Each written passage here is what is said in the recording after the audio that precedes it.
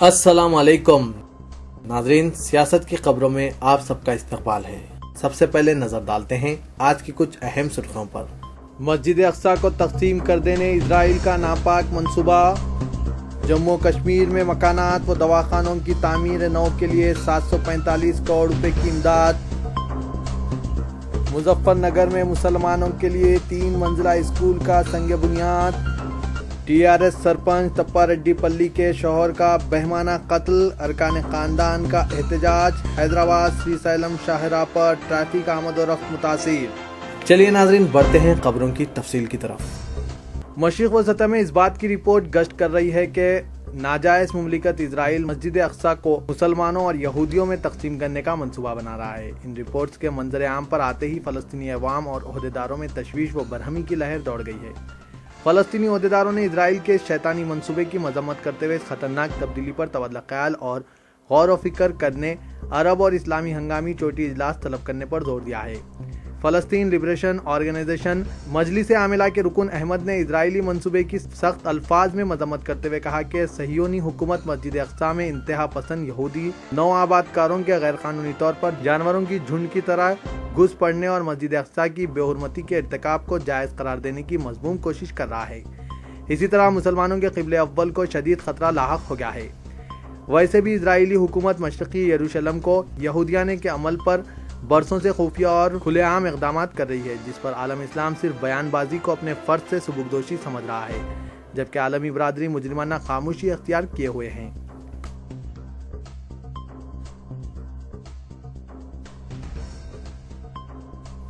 वज़ीर-ए-आज़म नरेंद्र मोदी ने आज जम्मू कश्मीर के सैलाब से मुतासरा अवाम के लिए मुख्तलिफ रिलीफ ऐलानात किए, जिनमें 745 करोड़ रुपए का खुसूसी पैकेज भी शामिल है। उन्होंने ये रकम वज़ीर-ए-आज़म रिलीफ फंड से फराहम करने का ऐलान किया। वज़ीर-ए-आज़म ने कहा कि 570 करोड़ रुपए मरकज़ की जानिब से इन मकानात की तामीर नौ के लिए फराहम किए जाएंगे जो सैलाब की वजह से तबाह हो गए हैं, जबकि 175 करोड़ रुपए रियासत के 6 बड़े दवाखानों की तामीर नौ और मरम्मत के काम फौरी शुरू करने जारी किए जाएंगे। नरेंद्र मोदी ने कहा कि जो रकम दवाखानों की मरम्मत और तामीर नौ के लिए फराहम की जा रही है, इससे दवाखानों में फौरी तौर पर दरकार आलात और मशीनों की खरीदी भी की जा सकेगी।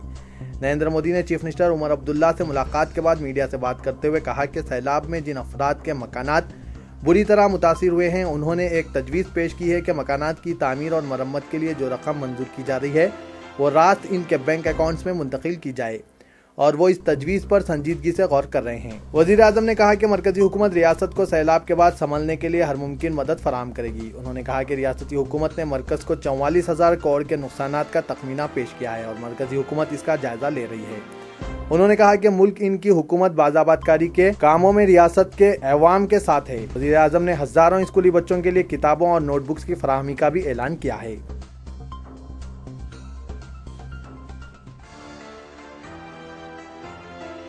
हिंदुस्तान में हर कोई जानता है कि मुसलमान तालीमी और मुआशी एतबार से काफ़ी पसमानदा है। अगरचे मुस्लिम बच्चों में ज़हानत और सलाहियतों की कोई कमी नहीं है, लेकिन गुर्बत के नतीजे में इन्हें पढ़ाई के लिए फुर्सत ही नहीं मिलती, क्योंकि कमसिन मुस्लिम लड़के और लड़कियां अपने वालिदैन का हाथ बटाने के लिए इनके साथ खेतों, कारखानों, होटलों, दुकानात व दीगर कारोबारी इदारों में काम करते हैं। मेहनत मजदूरी करते हुए इनका बचपन भी इनसे रुखसत हो जाता है। जहाँ तक मुसलमानों की मुआशी पसमानदगी का सवाल है, तालीम से दूरी के नतीजे में खानगी सतह से लेकर सरकारी सतह तक हर कोई इनका इस्तेसाल करता है। मगरबी उत्तर प्रदेश के दही इलाकों में मुसलमान काफ़ी पसमानदा है। इस पर तरफा तमाशा ये कि फ़िरका परस्तों ने इन्हें निशाना बनाते हुए इन लोगों की तबाही में कोई कसर बाकी नहीं रखी। गुज़िश्ता साल 27 अगस्त को मुजफ्फरनगर ज़िले में हिंदू लड़कियों से मुस्लिम लड़कों के इश्क को मसला बनाकर मुसलमानों के खिलाफ जहर उगला गया। नतीजे में वहां ऐसा खतरनाक फसाद फूट पड़ा कि गरीब मुसलमानों को पनाह गज़ीन कैंपों में पनाह लेनी पड़ी। इन फसादात को 2002 के गुजरात फसादात के बाद मुल्क के भयानक फसादात कहा जा सकता है, जिनमें 60 से ज़ायद मुसलमान शहीद हुए। दर्जनों ख़वातीन व लड़कियों की इस्मतें तार तार की गई और पनाह गज़ीन कैंपों में गर्म बिस्तर, स्वेटर्स और गर्म मलबूसात ना होने के बाद तकरीबन 40 तक 50 शेरख्वार और कमसिन बच्चे मौत की आगोश में पहुँच गए। इनमें कई अपनी माओं की गोद में ही दम तोड़ गए। एक ऐसे वक्त जबकि इन लुटे पिटे मुसलमानों की फरियाद सुनने वाला कोई नहीं था, अल्लाह ताला ने हैदराबादी मुसलमानों के दिलों में मुजफ्फरनगर के इन मजलूम मुसलमानों के तईं जज्बा अक़ुव्वत व हमदर्दी पैदा किया और फिर ایڈیٹر سیاست جناب زاہد علی خان نے سیاست ملت فنڈ کے ذریعے مظفر نگر کے مظلوم مسلمانوں کے آنسو پہنچنے پہل کی اور اس پہل میں سیاست ملت فنڈ کو فیض عام ٹرسٹ کا بھرپور اشتراک و تعاون حاصل رہا۔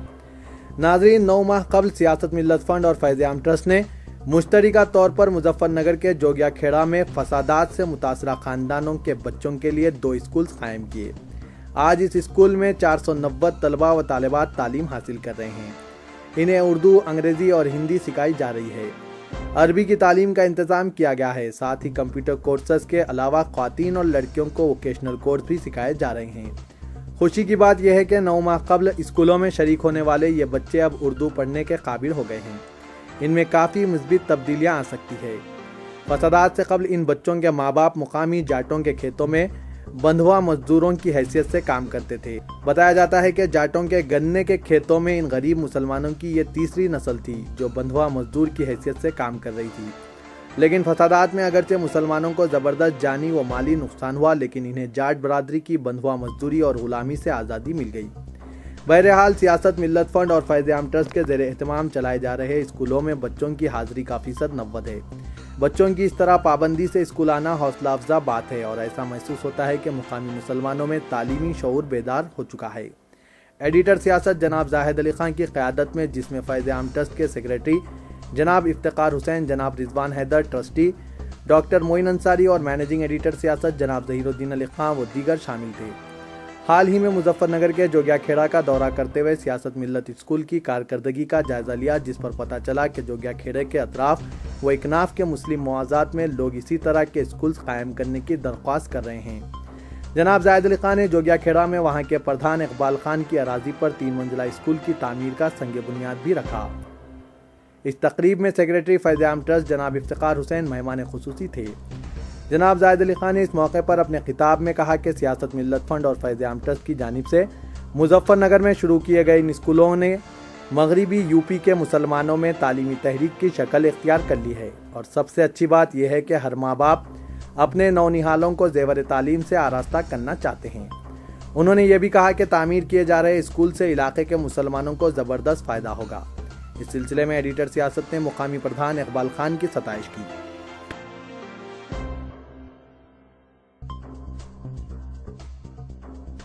پولیس نے ہڑتالی جونیئر ڈاکٹرز کے بھوک ہڑتال کیمپ کو آج صبح کی اولین ساعتوں میں زبردستی برخاست کر دیا۔ اس موقع پر بتایا جاتا ہے کہ ہڑتالی جونیئر ڈاکٹرز اور پولیس عہدیداروں کے مابین زبردست بحث و تکرار ہوئی، جس کے بعد بھوک ہڑتال کیمپ کے پاس زبردست کشیدگی پیدا ہو گئی۔ جونیئر ڈاکٹرز پولیس عہدیداروں و ملازمین پر الجھ گئے اور سخت الفاظ کا تبادلہ بھی عمل میں آیا۔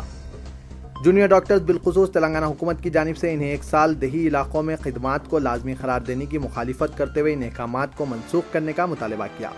اس طرح جونیئر ڈاکٹرز کی گزشتہ 2 تا 5 دن سے حکومت کے جاری کردہ GO نمبر 107 کو منسوخ کرنے کا مطالبہ کرتے ہوئے بھوک ہڑتال جاری رکھے ہیں۔ اسی دوران پولیس کی جانب سے ہڑتالی جونیئر ڈاکٹر کے بھوک ہڑتال کیمپ کو برخاست کیے جانے پر آئندہ کے لاہی عمل کو قطعیت دینے کے لیے جونیئر ڈاکٹر قائدین کا ایک اہم اجلاس عثمانیہ میڈیکل کالج میں منعقد ہوا۔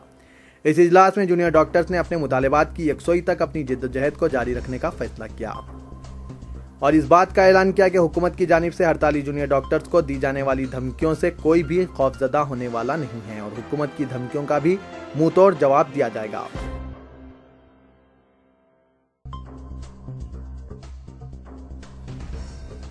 BUMS سال 2014-15 میں داخلوں کے لیے کاؤنسلنگ 29 اکتوبر کو doctor NTR university of health science Vijayawada میں مقرر ہے۔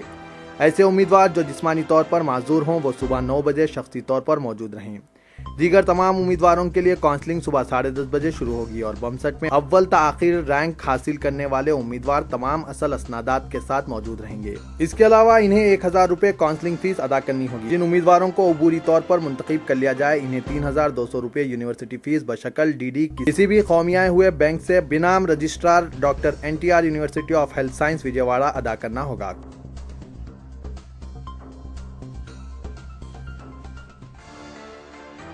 TRS سرپنچ تپا ریڈی پلی کے شوہر کا کل بہمانہ قتل کر دیا گیا۔